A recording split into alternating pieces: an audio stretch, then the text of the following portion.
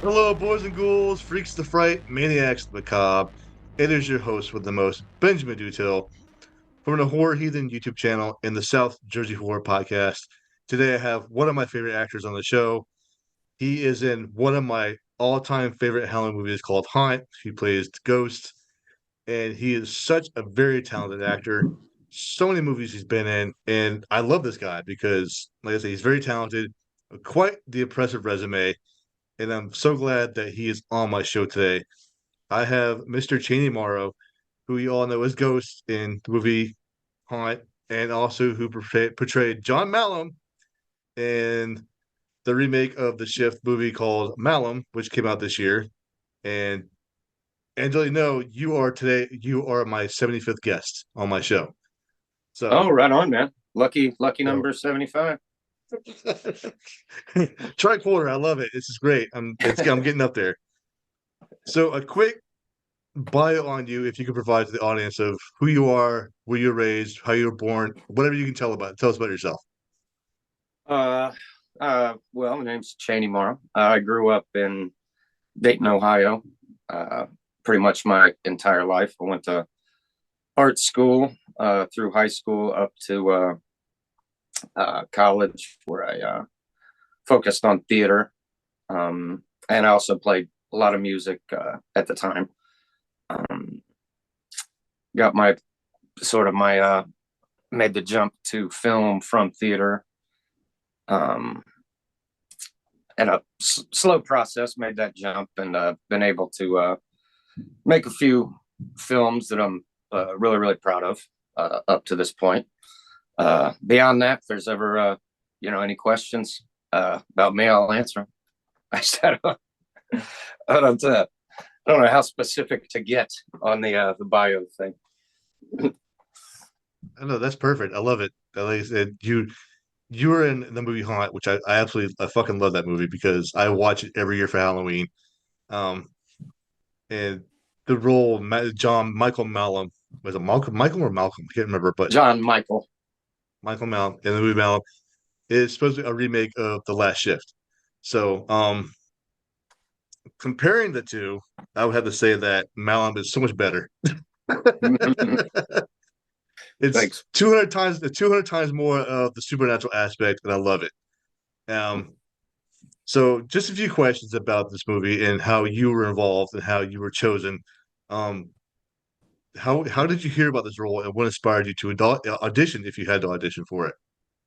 It came through me. The My agent had sent me the sides for it, and at that time it was just called the Last Shift. Like, I don't know how they phrased it, Last Shift remake. Um, and I'd already seen the Last Shift like maybe a year or two previous, and I remember liking it a lot. It's like, that's a nice little movie. A lot of people don't felt like a lot of people didn't see it, but I always thought it was a little gem. And so as I read, the audition material, I think I had a good instinct for it already, or at least I already had an idea. I was like, okay, well, this is the bad guy. He's a cult leader. Let's have a little fun. Um, we went from the first audition to from then on. I had just got on the phone with Anthony De Blasi, the writer director, and the casting director, and we were just talking a little bit. And I think Haunt had a little role to play in it because De Blasi had seen Haunt at that point. And was like, oh yeah. So it's like, so you got no problem with heavy makeup and stuff? I'm like, hell no, I don't. Of course I don't. That's a part of the fun. Um, but I mean, literally, man, from that initial read, it kind of after talking to him that second time, we go through this conversation, and I'll never forget it because it was kind of funny. We're talking 30, 40 minutes maybe. And at the end of which it's like, okay, well, we'll talk to you later. And I was like, well, hold on. Do I got this? Or, like, can I get an answer now? But they says, just keep your phone on. They called me back a few minutes later and said I had gotten it. And then the entire script came, and I read through that, loved it. And I could see, like, it wasn't a remake of The Last Shift. It was simply think the best example I can give is the Evil Dead and Evil Dead 2. Evil Dead 1 was Evil Dead 2, just with a much smaller budget. Now, Evil Dead 2 is Evil Dead 1, just with more money to throw around, like more to embellish upon, more. And that's what Malum did. So it was more or less a reimagining than I would say like a direct remake, because a lot of stuff there was a lot of similar things, but a lot of stuff was different. And I loved The Last Shift. Personally, I liked it a lot. I was happy with Malum. I only saw it the once, but I remember being pretty happy with it. So people can like whichever one they want. It doesn't matter. It's win-win for Anthony. Because they're both his movies. Worst case scenario, they prefer his other movie to his movie. Right. But I think he's an exciting voice in the horror genre. He can create a universe really beautifully. He can craft a delightful universe. And at one point, he was Clive Barker's protege. And you can really see some Clive Barker influence, especially in with the makeup, the creatures, and that hellish good against evil aspect of it. But yeah, man, once they signed the contract, it's like summer camp. I had an incredible time. I loved it. We see some Hellraiser inspiration in the movie, especially at the end. Where freaking the hell out, his face just peels off. Giant, the big, flies onto her face like, oh my god, what the hell? Like a shredded butthole, like flies across the room and wraps up a face. It's like, hey, it works. The practical effects were awesome. The girls, the flock, I should say, John Malum's followers, they were all just awesome. I had a lot of fun just watching them when they were doing their stuff. I would just be peeking at the monitor watching them, like, man, these girls are good. Like I gotta be someone they can follow, and that was no easy feat because they were damn good. Those girls were delightfully psychotic. Definitely, I have to agree, a brilliant ensemble cast. They just cast loose the material, obviously, but they had a lot of fun to play with. So, just I gotta ask, what was it like playing a cult leader? It was interesting. It was interesting because the bad guy from The Last Shift, like the names were changed. It was all kind of a different vibe. And what worried me the most was whether or not I could kind of eel the charisma of someone like that, like that Jim Jones type, someone who can talk someone into their own demise, with a big smile on their faces.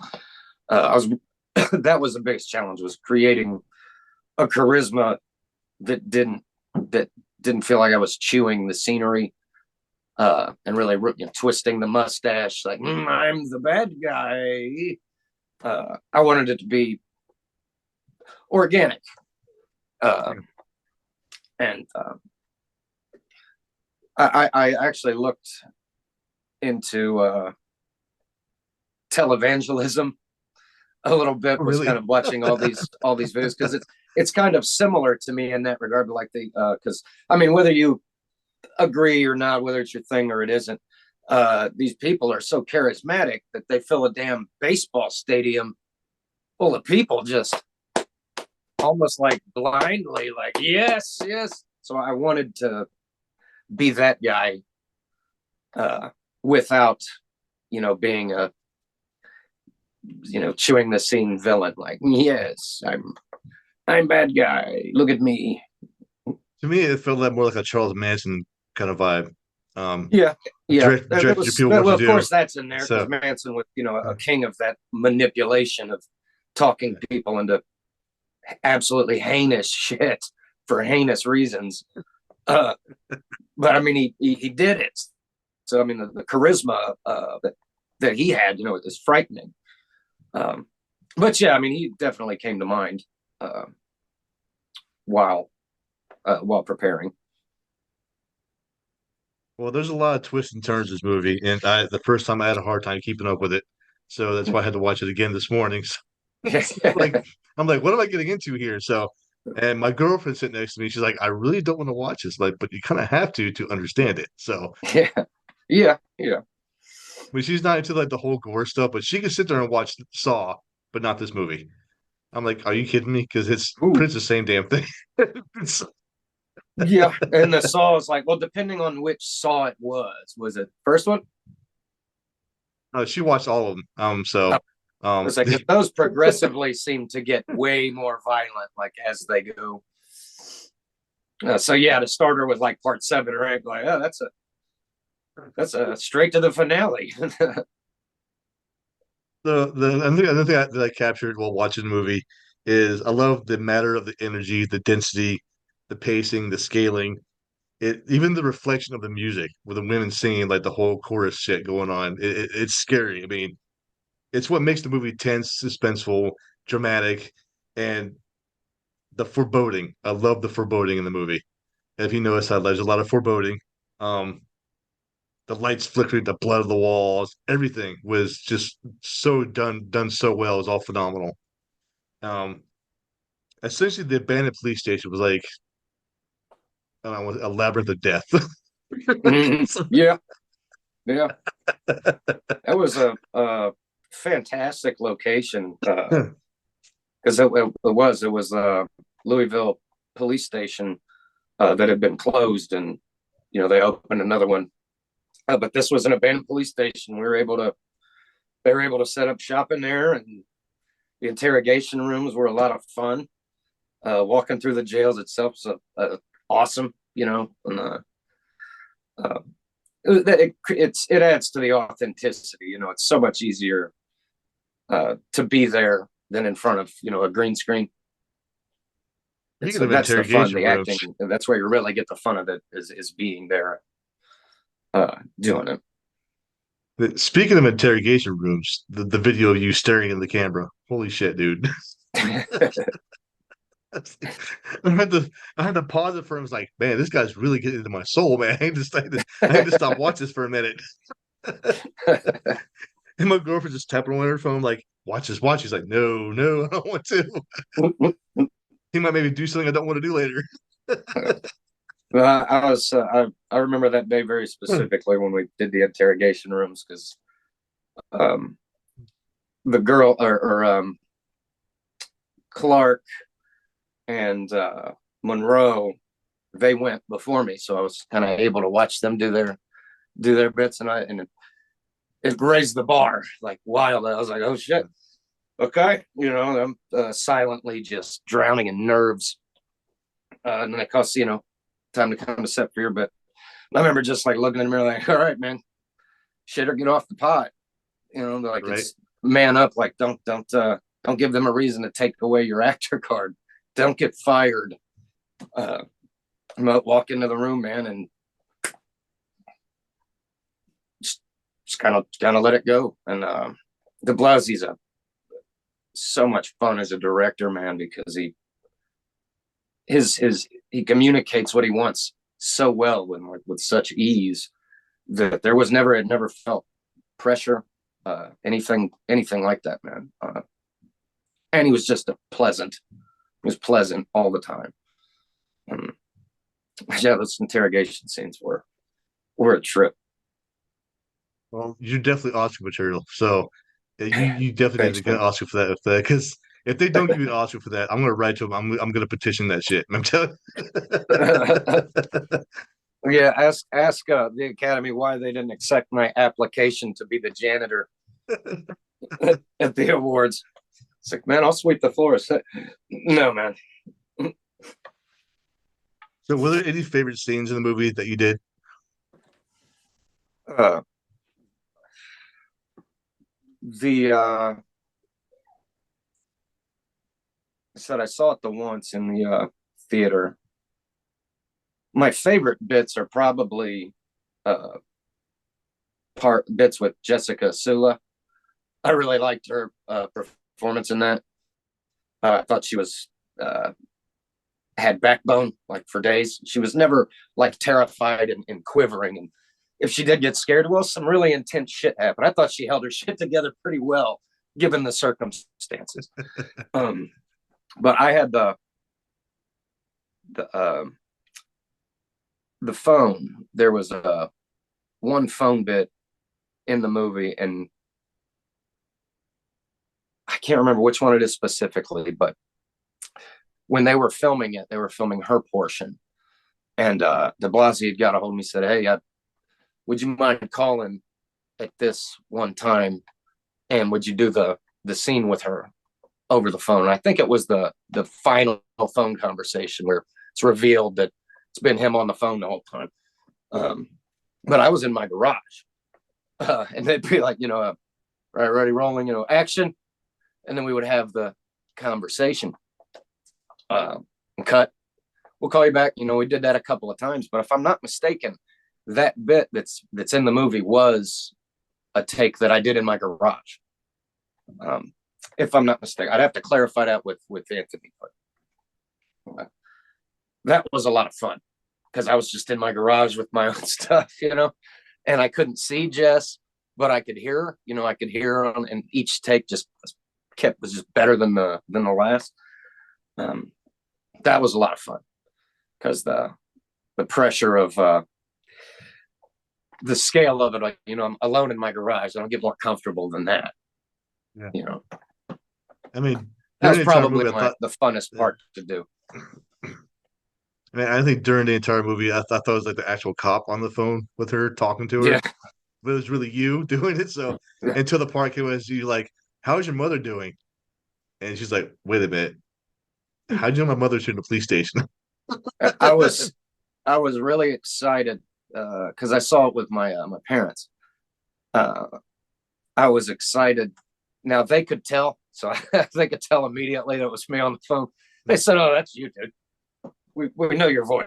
Like, that's you." But I was always curious if that was a genuine surprise to other viewers. If they pegged that from the start, because I wanted to make the voices as different as possible to try to mask it, to create that twist, to really help build it. I don't know if I, was able to do that or not. It was a goal. Yeah. If I didn't pull it off, shit, lesson learned. Well, you had me convinced. Thank you. So I noticed on your IMDb page you have other movies coming up. I can't remember the names of them.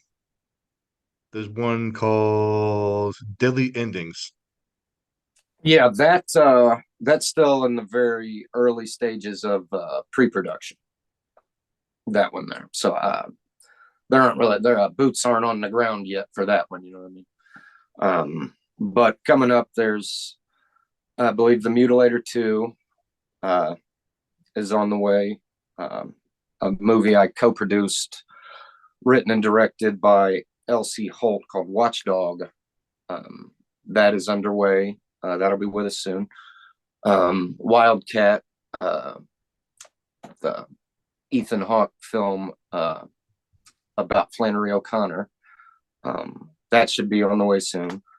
We right before the strike began, filming wrapped on Queen of the Ring, which is a biopic about Mildred Burke, the first female wrestler. So there's a bunch of them there coming down the pike. They'll just be kind of trickling out, like one or two at a time. And also Late Checkout. That'll be with us soon. And I think genre fans, I think that'll be a treat for, your hardcore genre fans, because that's a fun little movie. I can't wait to check that one out. When actors, that's a fun little movie there. I'm really critical of the stuff I'm in, but Late Checkout is that was a lot of fun. I didn't know what to expect. I had a great time filming it, but you never know what the final product will be. But once I saw it, it's like, wow, guys, this is a lot of fun. This is props to Josh Graves, who wrote, directed that, and now he has a Film Trash production company. So good for Josh. And Late Checkout's a lot of fun. I think people like it. Well, if you say it's fun, then I'm definitely have to check it out when it comes out. Yeah, I think it's fun. Felissa Rose, Elsie Holt. There's some other people, some new faces, but they're all great. Yeah, so the whole cast, man. I had a great time filming that. I'll never forget filming that movie. It was a lot of fun. I see Kamara Cole, Anna Clary, Robert Todd Kennedy. He's a good actor. I like him too. Mm-hmm. Erica Dyer. Oh wow, it's got a good cast. Yeah, it's got a lot of people in it, man. And it's a no bullshit flick. It's a gut punch from start to finish. That's what I liked about it. That's what I like about it. Awesome. I love it. I'm definitely gonna check it out when it comes out on VOD or in the theater, whatever comes first. So Yeah. I really do appreciate you taking the time to talk to me about your role in Malum. You did such a phenomenal job playing him. That the charisma, that making me believe that I had to stop the movie twice because you're I had the way you tapped into my soul, man, playing Malum. I was like, dude, if this guy ran for president, I would vote for him. Just saying. I guess we all have a little John Michael in our blood. No, we don't. No, we don't. If we're supposed to be afraid of him, I wouldn't care to see. I don't want to hear John Michael's side of it. You know what I mean? But though I gotta admit, I wouldn't. I certainly wouldn't mind another dig at him. If John Michael's story were to continue, or to branch off, that's a journey I'd love to. I would take that one. I would gladly hop on that train. I would think there has to be a sequel or a prequel. I have to know his story. I would like it. Yeah, I wouldn't mind. But I mean, it's movies like that are risky in the sense that it's like the Omen movies. Like I watched part 2 and 3 just a couple days ago for fun because it'd been a while. I realized it's difficult, man, following one character in a movie that you just want him to die, like he needs to be stopped, but he keeps winning, and then by the end of it, he wins, and like he wins every. I'm like, I almost hate seeing Damien win. That's why I loved part 3 so much. I'm like, finally, Jesus, like finally, someone stabbed this guy with a magical dagger or whatever, but he's gotten away with this for too long. Great movies, though. Love the Omen series. Great movies. Absolutely, I agree. So yeah, that's all I got today. I really appreciate taking the time out to talk to me about your role in Malum. My pleasure. I would like to see you in a lot more movies, and I want to see you get an award for Malum. I really do because you did it so well. I actually the Under the Floorboards podcast, or the Under the Floorboards had gifted me or awarded me the supporting actor award for their award ceremony. So that was really cool. Nice. Congratulations. Well deserved. Thanks, man. That's awesome. It was a tough category because I'd seen almost every one of them in, and I was like, well, shit, this is a toss-up. This is a toss-up, man. They're all good. I almost didn't want to win. But secretly, I mean, everybody wants to a little validation, So it felt great. I was very thankful for it. Well, I wish you nothing but the best of your career, and I'm going to continue to follow you in the filming industry because obviously I shall continue to follow you, man. You're a very talented actor, and yes, my heart's still pounding from talking to you, man. This is great. So. Thanks a lot, buddy. Ladies and gentlemen, the talented, the wonderful, the phenomenal actor, Chaney Morrow, thank you so much for joining me today. And I wish you a good farewell and a wonderful weekend. Yeah, you too, brother. All right.